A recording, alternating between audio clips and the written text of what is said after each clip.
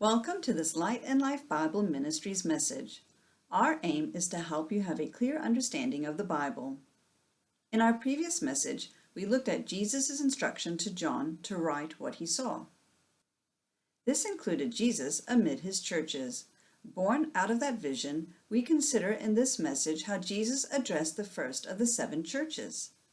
Let's start by reading Revelation chapter 2, verses 1 to 7. I'm reading in the English Standard Version. To the angel of the church in Ephesus write, the words of him who holds the 7 stars in his right hand, who walks among the 7 golden lampstands. I know your works, your toil and your patient endurance, and how you cannot bear with those who are evil, but have tested those who call themselves apostles and are not, and found them to be false.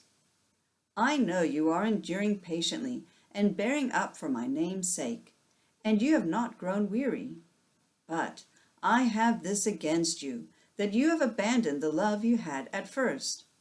Remember, therefore, from where you have fallen, repent, and do the works you did at first.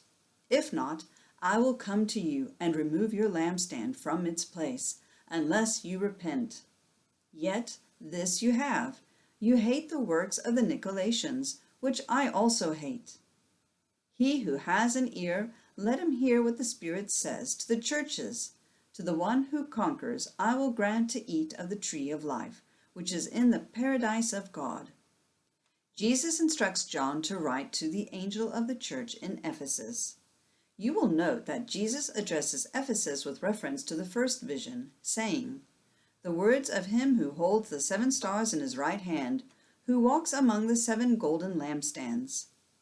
Addressing Ephesus first, and using this picture that depicts Jesus' broad reach, may reference the fact that they were the mother church to the others. If we look ahead, we will see that Jesus likewise addresses all the other churches too, with reference to the vision or what he has said about himself. Jesus addresses the church's behavior by commending, admonishing, urging, and warning them before reminding them of the promise that they have in him.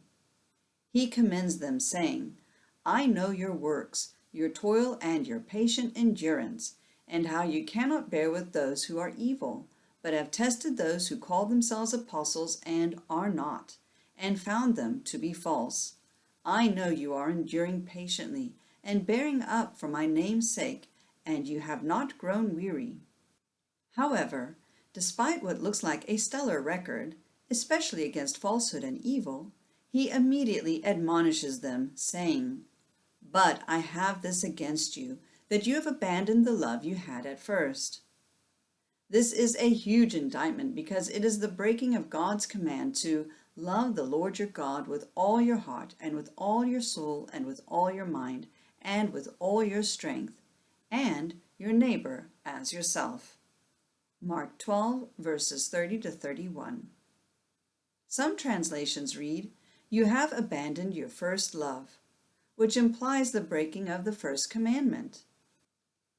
Either way is equally sad and sobering, considering how well they were doing. Jesus then urges them, saying, Remember therefore from where you have fallen, repent and do the works you did at first. Here love is equated to works. After all, though we are not saved by works, works are the fruit of true faith. He then warns, saying, If not, I will come to you and remove your lampstand from its place, unless you repent. This may be a reference to removing their ability to be an influence as light in their world.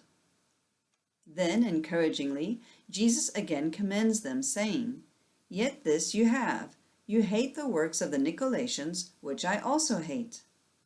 Here, Jesus highlights a particular evil in their midst, pleased that they hate what he hates.